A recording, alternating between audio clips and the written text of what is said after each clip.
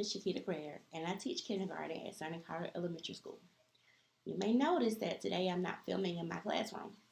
This is because the classrooms are used for the after-school programming in the afternoons. Therefore, I am unable to record during active student instruction.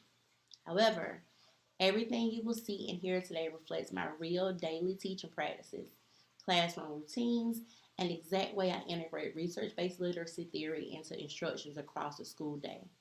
I will walk you through authentic lessons, student behaviors, and learning strategies as they naturally occur in my classroom.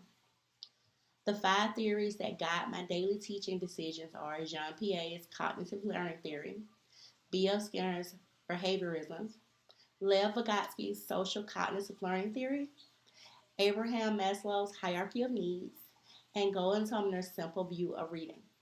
As we move through my instructional day, I will show you how each of these theories shapes what I teach, how I teach, and how it supports students as developing readers. Here is what my literacy block looks like. Literacy is from 8:30 to 10:30, and it is jam-packed with learning.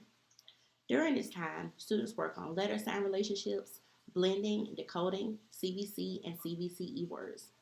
This part of my day is grounded in the simple view of reading by Gold and Tumner, which tells us that students must have strong decoding skills in order to become successful readers.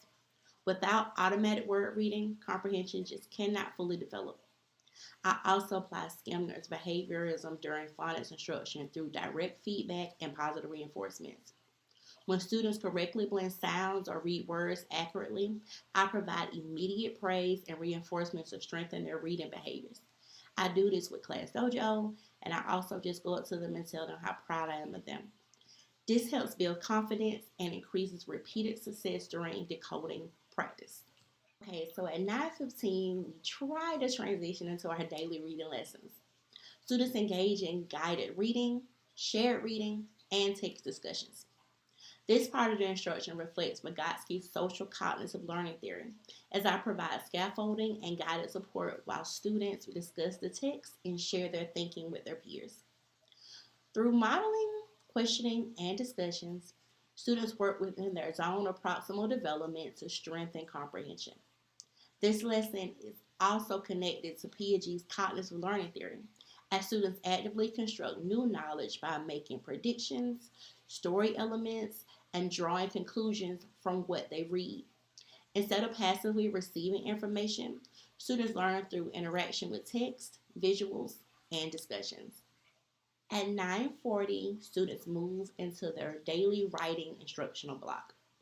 During this time, they apply phonics, reading skills to writing sentences, labeling pictures, and responding to prompts. This connects again to Piaget's cognitive learning theory, as students demonstrate learning through hands-on application.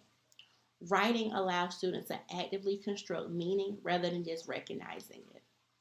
Okay, so this is my favorite block. This is our grammar block. At 9:50, we focus on grammar skills such as sentence structure, capitalization, punctuation, and noun and verb usage. We also just dived into adjective these past couple of weeks. I use Skinner's behaviorism theory here by reinforcing correct usage through direct modeling, practice, and immediate feedback. Students receive specific praise and correction so that strong language habits are formed early.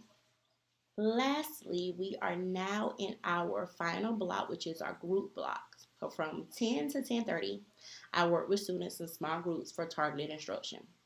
This time is focused on both decoding and comprehension skills, aligning again with Gold and Tumner's simple view of reading. Some students receive additional phonics support, while others work on comprehension strategies.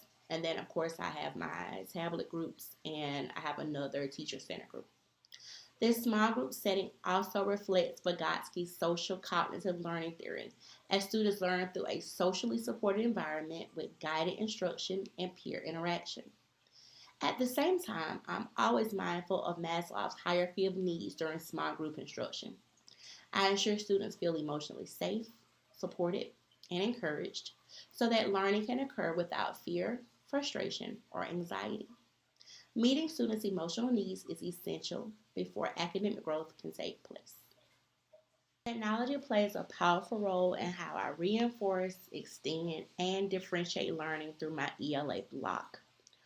We are coming through times where technology is the key to success. It's ever changing. We need it and we have to be prepared to be successful with it. So, one of my main tools that I use is something called Book Creator, which they are creating digital books to retell stories, record their readings, and respond to comprehension questions during both text and voice. This supports reading comprehension, oral language development, and writing all at the same time, while also allowing students to work on their own pace.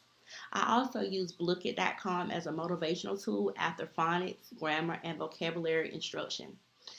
Blookit has all kinds of activities and games where the kids are able to practice what they're doing and have fun at the same time. Students can have the opportunity to play as a reward for focused efforts and academic successes, which directly connects to Skinner's behaviorism through positive reinforcements and increased engagement. Technology also supports our RTI and small group instruction, where I use student data to identify specific skill needs and provide targeted, differentiated support. Some students receive additional phonics practice, while others work on fluency or comprehension using digital tools that allow for immediate feedback and independent practice. ABC Miles is a good tool for that. These tools also support Vygotsky's social cognitive learning theory, as students often work collaboratively, discussing answers, and learn from peer modeling in a structured, supportive environment. Overall, technology allows me to personalize instruction, motivate learners, track progress, and strengthen literacy development in meaningful and engaging ways. As you can see throughout my lessons, you can see how Piaget's theory supports hands-on learning, how Skinner's reinforcement strengthens behavior, how Vygotsky's scaffolding builds understanding, how Maslow's hierarchy ensures students are emotionally ready to learn, and how the simple view of reading guides my literacy instruction. Educational theory is essential because it provides a foundation for how and why students learn best. Thank you for spending the day with me in my theory-driven classroom.